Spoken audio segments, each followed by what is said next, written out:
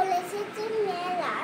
এখন আমি তোমার ঘরে বসে করবো শুধু পোলা পোলা খেলা খেলা। তুমি বলছো দুপুর এখন সবাই না হয় যেন সত্যি হলো। একদিন উঠি দুপুর বেলা হলে পিকে হলো মনে করতে নাই বেশ করতে পারি মানে সত্যি তো পেয়ে গেছে মাঠে এসেছে বাগদি বুড়ি চুপড়ি বলে নিয়ে শাক তুলেছে খুব